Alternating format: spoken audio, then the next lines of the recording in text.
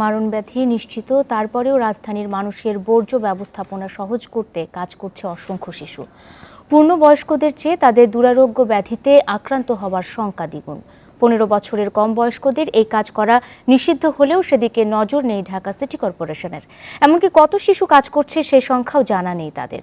দায়সারাভাবে তারা জানিয়েছে, এদের ব্যাপারে সরকারের কিছুই করার নেই। 9 কি 10 বছর বয়স ইমনের। বাবার ঋণ পরিশোধ করতে প্রতি মাসেই কিস্তি দিতে হয়, তাই মায়ের হাত ধরে সেও চলে এসেছে মাতোয়াইলের এই ভাগাড়ে। মূল লক্ষ্য পুরো সপ্তাহ জুড়ে প্লাস্টিকের বোতল কুড়িয়ে একবারে বিক্রি। প্রথম আসছি যখন আমরা মানুষের দিকে ঘৃণা করছি, আর এখন কাম করি অভ্যাস হয়ে গেছে গা, মানুষে আমগো দেখে ঘৃণা করে। আয় নেহায়েত মন্দ না, ঝুঁকি সত্ত্বেও তাই ইমনদের সংখ্যাও কম নয়। প্রায় 500 পরিবারের শিশু আছে এখানে। ভাগাড়ের ভয়ঙ্কর দুর্গন্ধ আর উৎকট পরিবেশে এতটুকুন সব শিশুরা কিভাবে কাজ করে সে এক বিস্ময়। হাত মুট কাটা গেছিল, এই পানিতে লাগাইছি, ভালো হয়ে গেছে গা। পাতলা বানা জ্বর হয়।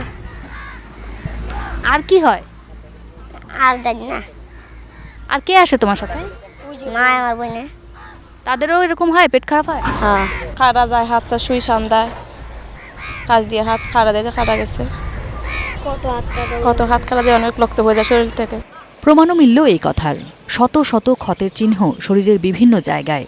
দিনের পর দিন কাটে হাতে গ্লাভস আর নাকে মাস্ক ছাড়াই। কারো কারো পায়ে বুট জুটলেও অধিকাংশেরই সুযোগ হয় না তা পরার। যে কোনো পূর্ণবয়স্ক এবং সুস্থ একজন মানুষের পক্ষে এখানে এসে 1 ঘন্টা দাঁড়িয়ে থাকা রীতিমতো কষ্টসাধ্য বিষয়।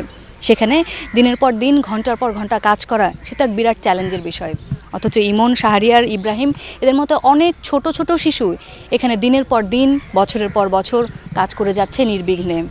চিকিৎসকরা বলছেন এই শিশুদের হেপাটাইটিস বি ক্রনিক ও HIV এইডসে আক্রান্ত হওয়ার আশঙ্কা বড়দের চেয়ে বেশি। অর্থাৎ নিজের আয়ু খরচ করে ভাগাড়ের আয়ু বাড়াতে কাজ করছেন তারা।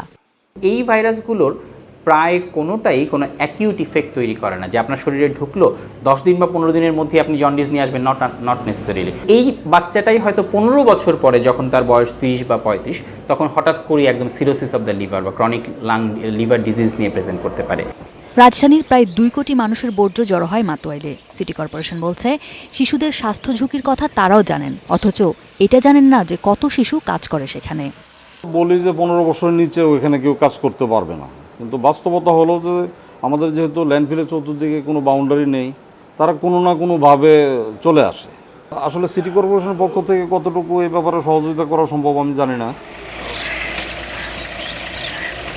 ভালো লাগে না এই মরার ভিতরে ঢুকাইতে। Asma Mita, independent news, Dhaka.